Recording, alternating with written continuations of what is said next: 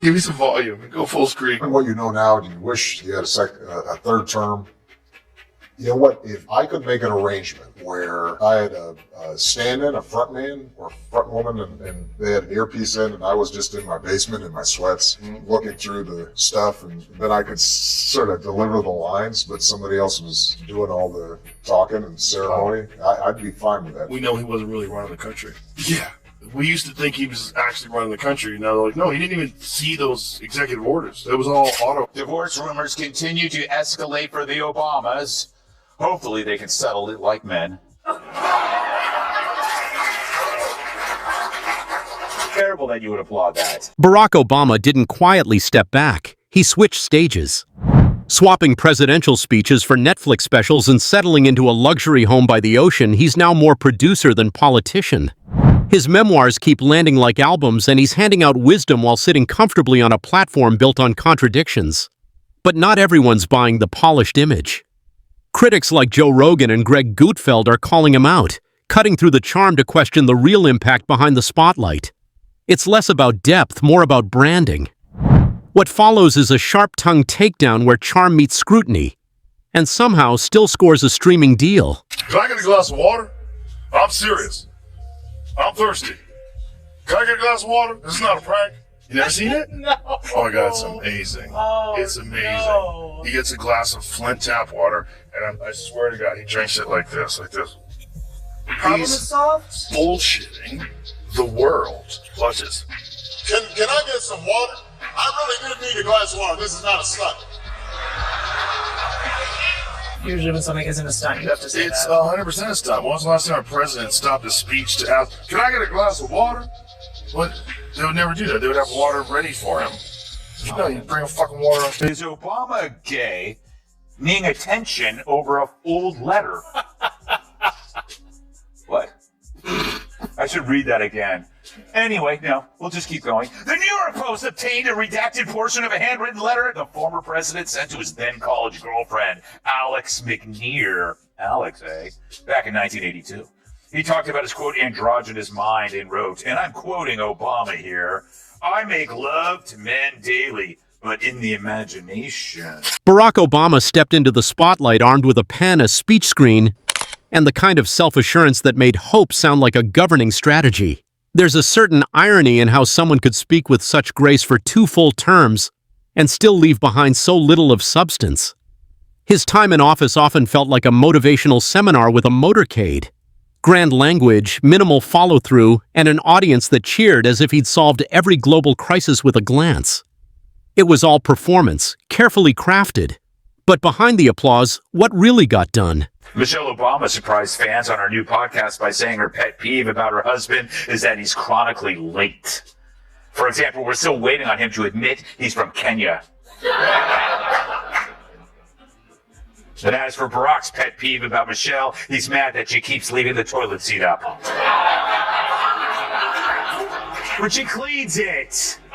When she cleans it. Joe Rogan circles the conversation like a predator spotting weakness in a nostalgia-soaked storyline. And if you know Joe, you know the vibe. If you've ever discussed alternate realities mid-ice bath after wrestling a wild animal, you're already speaking his language. When he examines Obama's legacy, he doesn't see a seasoned leader. He sees a performer who landed a global stage without delivering a single solid punchline. The moment Obama opened with, "Let me be clear," Rogan could already tell. Clarity wasn't coming. What we got instead was politics reimagined as interpretive art, lots of elegant gestures, but nothing you could hold on to. You know, he was roasting Trump in the audience, and you could see Trump in his head going, oh, okay, I'm on now. Like, that might have been the thing that got him to run. No one is happier, no one is prouder to put this birth certificate matter to rest than the Donald. And that's because he can finally get back to focusing on the issues that matter. Did we fake the moon landing? What really happened in Roswell? And where are Biggie and Tupac? That one moment where Obama was talking to him might be the reason why Trump was like, Greg Gutfeld strolls in with that signature grin, the kind that warns you he's about to dismantle your reputation using only dry humor and a burst of caffeine. And honestly, Obama handed him the perfect material. Here's a guy who snagged a Nobel Peace Prize before even unpacking his bags at the White House, then went on to order drone strikes across the Middle East, while being applauded by Hollywood's elite. It was like watching someone win a trophy for pacifism, then step into a cage match swinging a steel chair backed by a choir of reporters humming approval. President number 44 wants to help the left censor more. Former President Obama, if that's his real name, is launching a campaign to stop the spread of disinformation, which he called a real challenge for our democracy. And also for his former beef, who's challenged by questions like, what's my name and why am I nude in the Rose Garden? Joe Rogan tackles foreign policy the way a pit bull goes after a designer shoe. Relentless and unimpressed by the price tag, he's not analyzing international diplomacy with kid gloves. He's calling it like a fight official watching a contender fold under a barrage of precision airstrikes. To Rogan, Obama's infamous red line in Syria isn't just a misstep. It's the foreign policy version of a busted compass. Pointless, but somehow still a threat. When the former president warned Assad, it had all the force of a high school principal telling a student not to skip recess. And as history shows, Assad didn't even blink. Because Obama said he was a jackass. The young lady seems like a perfectly nice person. She's getting her award. What's he doing up there? He's a jack. It's like, oh, really? Well, you. It's about the Taylor Swift thing. No, all this stuff. That guy's a jack. But it wasn't even that harsh of an incident. He said it privately, and I think somebody heard it. I don't think he said it to be public. I'm assuming all this stuff. Where's the pool? Come on, guys. Cut the president some slack. Oh, here it is. Seems like a perfectly nice person. He's getting her award. Why would he do that? He's a jack. No. Gutfeld goes after the economic record like it's Thanksgiving dinner and the turkey's been overcooked for days. He revives that infamous shovel-ready jobs line and turns it into a full-blown comedy sketch. Shovel-ready? The only thing truly prepared was the public's eagerness to believe anything that sounded poetic. It was like ordering a steak and getting a decorative candle instead. The recovery from the 2008 crash didn't sprint, it staggered, as if dazed by leftover campaign buzzwords. And yet, if success were measured by how many times someone could say recovery summer without cracking a smile, Obama would have taken gold. Joe Rogan can't help but spotlight the irony of Obama embracing Wall Street while still posing as Main Street's champion. The same man who blasted corporate greed showed up to finance galas with the enthusiasm of a roadie who forgot his gear but still wanted a spotlight. Banks were rescued, homeowners were left behind, and somehow he still took a victory lap, as if letting people drown while waving from the lifeboat counted as heroism. It was like robbing a neighbor's house and getting thanked for improving property values. Then Gutfeld shifts to the healthcare saga, slicing through the spin with his usual dry wit. Obamacare, the crown jewel of domestic policy, was sold like a miracle cure but delivered more confusion than clarity. Marketed as universal coverage, it felt more like a government puzzle with missing pieces. The rollout website crashed harder than vintage social networks, making MySpace look like a tech success story. And through it all, Obama kept smiling, like a wedding DJ who's too busy dancing to notice the speakers are on fire. Let's admit it, America. We miss Barack Obama. Juan does. There he is. In a recent speech, he said he had no real scandals in his White House to jab at Trump. We didn't have a scandal that embarrassed us. I know that seems like a low bar. Everybody's thinking you didn't hear about a lot of drama inside our White House. No drama. So to quote the TSA officer whose dog just sniffed my carry-on, let's unpack this. So why didn't you hear much about O's White House? Well, who was brave enough to look? There was never a cozier relationship between a president and the media, ever. If the White House were a bed, the press was the mud. Joe Rogan doesn't tiptoe into cultural critique, he cannonballs in. To him, under Obama, America didn't simply slide into identity politics. It dove headfirst like a kid into a pool overflowing with Tumblr-era labels. Rogan, who's built a brand on confronting uncomfortable truths, saw a presidency that promised unity but left the nation split into more categories than a health food aisle. What was supposed to bring people together instead sparked endless divisions. Gutfeld takes that baton and runs with it, ridiculing the idea that you needed some kind of decoder ring to grasp Obama's intellectual depth. In his view, it wasn't brilliance, it was polished ambiguity. Just sit through an hour of stylized speeches without nodding off and you'd realize not much was actually said. Then Rogan zeroes in on what he sees as one of the most hypocritical chapters, the surveillance state. Under Obama, it didn't just expand, it exploded, like something out of a dystopian novel. The NSA wasn't just tracking threats, it felt like they were tuning into Grandma's kitchen for banana bread secrets. The man who once campaigned on open government ended up constructing a digital watchtower, then handed the keys over with a grin, and somehow crowds still clapped, as if mass surveillance came gift-wrapped with civil liberty. Obama during this Kamala Harris administration, it changed my opinion of that guy. Really? Did you have a high opinion of him Yeah, before? I did. Yeah, I did, just as an intelligent person. Right. But watching him just straight up lie about Trump, the thing that got me was that very fine people thing, the white supremacist thing. They just kept trying to say that he was a racist. Who said that there were very fine people on both sides of a white supremacist rally? Which is this thing that I think worked in like 2017. Yeah. And I think it worked back then. I don't think it works anymore. I don't think people believe. Greg Gutfeld picks up the legacy brush and starts splattering sarcasm like a Jackson Pollock tribute on the presidential canvas. His target? The Iran deal. A foreign policy gamble that looked more like placing chips on a busted roulette wheel in the hopes of peace. Billions handed over to a regime chanting death to America. And the administration acted like they'd just scored backstage passes to rational diplomacy. Gutfeld imagines Obama sealing the deal blindfolded, pen in hand, flanked by diplomats who clearly weren't reading the same playbook. Then comes what he dubs the immigration paradox. This is the same leader who gave poetic speeches about welcoming the world's tired and poor, yet quietly oversaw a record number of deportations. It's the political version of telling bedtime stories to activists, while pulling the rug out from under the very people those stories were meant to protect. Rogan adds his own punch, picturing Obama standing proudly in front of the Statue of Liberty, speaking of hope and second chances, then hitting a hidden lever that dropped thousands of dreamers through the floor. It wasn't a sanctuary. It was a carefully staged illusion, gift-wrapped in feel-good sound bites. What they're doing.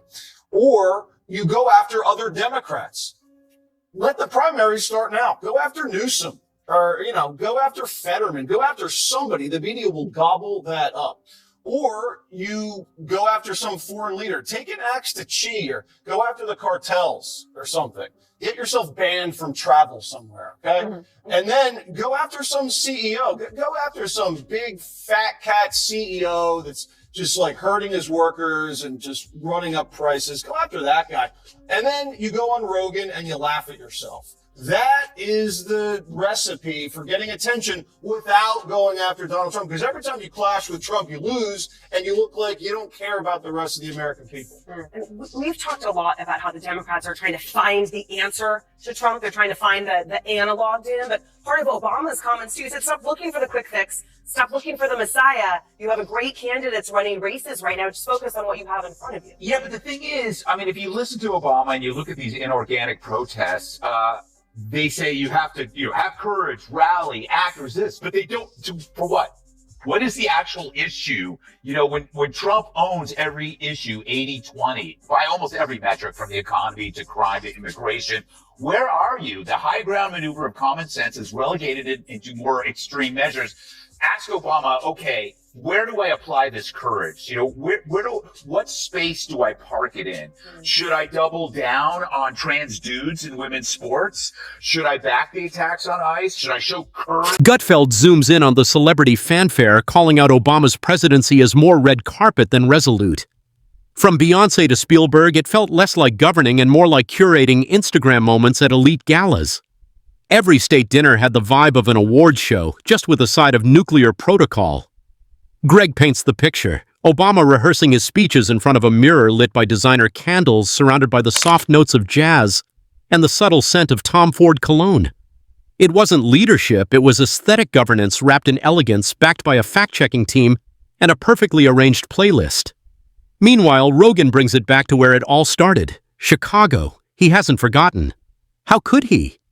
The city that shaped Obama's political rise was also drowning in violence, struggling schools, and deep-rooted poverty. Yet somehow, none of that made it into the spotlight. To Joe, Obama flying over his own city while ignoring the collapse below is like calling a crater a community garden. Chicago embodied the very issues Obama claimed to fight for. Yet when the time came, he offered speeches, not solutions. Then Gutfeld takes a swing at the climate narrative. Obama made grand entrances at environmental summits aboard Air Force One, only to exit with a tote bag full of broken pledges. His promises of green jobs landed like lemonade coupons in a snowstorm. Well-meaning but out of touch with reality. Emissions? Still thriving. Greg quips that Obama probably had a solar panel installed on his golf cart, just to earn bragging rights on the greens of Martha's Vineyard. Tweeted Obama, part of the reason it's hard to bring about change is because we live in a media environment that elevates falsehoods as much as truths and divides people as much as it brings them together. Through the Obama Foundation, we're working to empower and equip emerging leaders to tackle issues like the spread of disinformation. Of course, as plenty of people immediately pointed out, it was Obama's Democratic allies who cooked up the Russian collusion hoax, or how about Nick Sandmann, hands up, don't shoot, don't say gay, or the Hunter laptop story. They're all stories where the public was shielded from the truth with help from the Democratic-friendly legacy media, who try to diss any information that threatens their narrative. And by narrative, I mean low. Rogan lands a heavy hit with Obama's post-presidency transformation. No longer just a former leader, he's now a global brand, complete with a podcast, production deals, and beachfront real estate. To Rogan, Mr. it's the ultimate irony, the man preaching sacrifice and sustainability from a mansion that could moonlight as a set for a luxury commercial? You can't warn people about climate catastrophe while sipping cocktails 5 feet above sea level and calling it leadership. It's less about saving the world, more about reselling inspiration to the same audience that already bought the poster. Then Gutfeld steps in to address the racial legacy. Obama had a once-in-a-generation shot to bring the country closer together. Instead, Greg says, he tossed around division like grated cheese at a political dinner party. He paints Obama as a philosopher at the podium, then a ghostwriter behind the scenes, penning emotional ammo for social media outrage.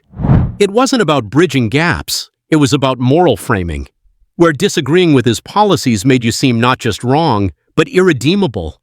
Oppose his healthcare plan, and suddenly you're being judged like it's the 1800s. Rogan doesn't let the ego slide either. That signature smirk, that intellectual air, it didn't read as poise to him, it felt like polished condescension.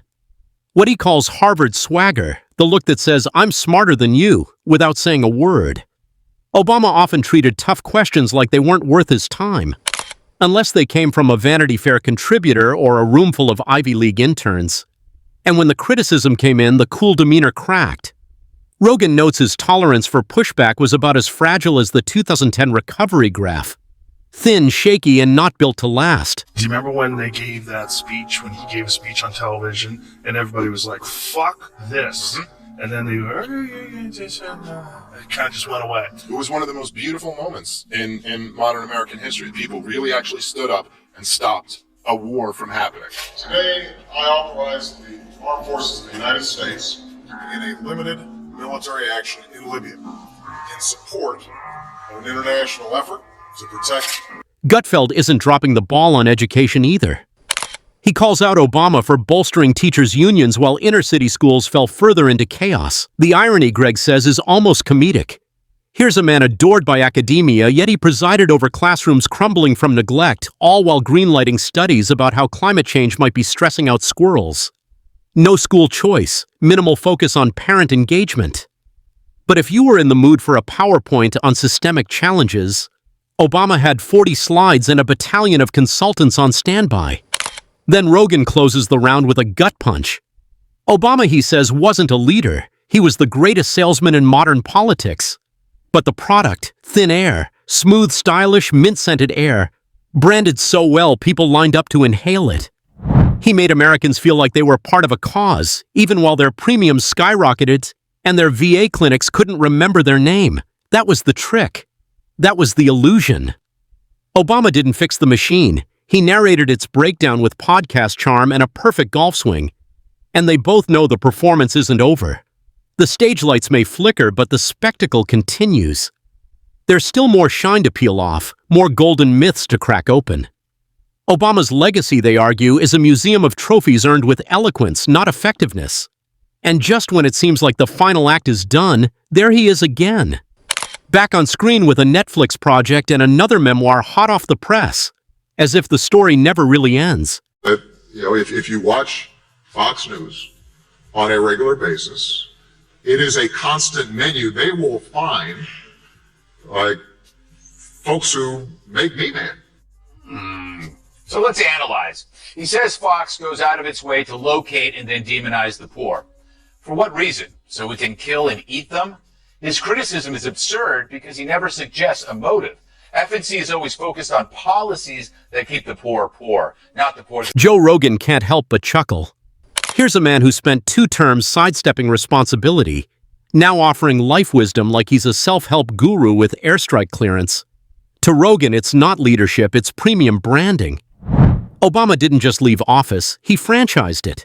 His presidency morphed into a content empire, where inspiration is streamed, marketed, and monetized. Gutfeld jumps on the moment like it's the punchline he's been waiting for. Obama didn't fade into retirement. He rebranded with all the finesse of a Silicon Valley startup. Now he's narrating documentaries about hardship and resilience from inside a luxury compound, with security tighter than a bank vault. It's the kind of setup where even reality needs clearance to get past the gate. Rogan laughs at the symbolism. This was the guy who taught a nation to confuse style for substance, who turned dramatic pauses and polished speeches into modern-day scripture. And now, he's cashing in like a tech entrepreneur who discovered TED Talks and never looked back. The nation didn't necessarily improve, it just got better at pretending anything sounded profound, as long as it was delivered slowly, with enough gravitas to distract from the hollow center. And beneath the applause, behind the legacy branding, it's still the same well-packaged emptiness, suit pressed, lighting perfect, message vague. But marketable? Absolutely. While Rogan and Gutfeld dissect Obama's legacy with razor-edged commentary, a growing chorus of behind-the-scenes whispers adds another layer to the critique. That Obama's post-presidency moves weren't just a rebrand, but a carefully orchestrated second act crafted years in advance. Former aides off the record have hinted that Obama's media empire was seeded while he was still in office, with early Netflix meetings and publishing plans quietly forming beneath the radar. The polished optics of leadership weren't just for the moment, they were prototypes for his eventual franchise. Rogan frames this as a masterclass in 21st century image control, where speeches double as sound bites and drone strikes fade beneath a Spotify playlist. Meanwhile, Gutfeld sees a political Houdini act, vanishing from accountability while reappearing on magazine covers and streaming platforms with messianic calm. And yet, missing from the fanfare is how Obama's policies quietly outlived his presence. The intelligence infrastructure he expanded? Still humming. The deportation machinery? Quietly adopted by his successors. Even his cautious foreign policy style, drone-heavy and hands-off, became the default for a generation of national security advisors. Then there's the unspoken Hollywood connection. Gutfeld teases it. But industry insiders go further. Obama's rise in media wasn't accidental, it was endorsed. A-list producers reportedly sought his blessing for political scripts, while his voice, literally, became an audiobook sales magnet. Some even claim that production houses adjusted storylines based on whether the former president had commented on the theme. Rogan might call it influence creep, when leadership stops being about governance and starts steering the cultural tone from behind a soundproof studio. And that Chicago legacy? It's still a thorn. Community activists have long questioned how a man shaped by Southside realities could build a presidential library with limited access for the very neighborhoods he once represented. Whispers suggest the foundation's location was more about tourist visibility than community impact. Gutfeld would probably liken it to opening a wellness retreat inside a gym that won't fix the treadmills. And while climate messaging remains one of Obama's talking points, a quiet internal memo leaked last year allegedly showed hesitation in fully divesting from energy-heavy investments tied to Obama's donor network, raising questions about the friction between principle and practicality. Rogan, always ready with the philosophical jab, sees it as the final contradiction, preaching minimalism while surfing legacy waves with a carbon footprint that could fill a national park. Even Obama's carefully curated public silences are read by critics as strategy, letting chaos unfold while preserving his post-presidency image as the grown-up in the room. It's that subtle, calculated detachment that keeps his brand insulated from daily politics, while still maintaining mythic status. But the myth has layers, and Rogan and Gutfeld keep peeling, suggesting that for all the applause and camera-ready candor, the true genius of Obama's presidency wasn't governance, It was turning the Oval Office into the first act of a global content career. And as new memoirs hit the shelves and production deals stack up, one thing becomes clear: the show's not over. It's just in syndication now. Anyway, that's it for today's video, guys. Don't forget to like, subscribe. Goodbye for now.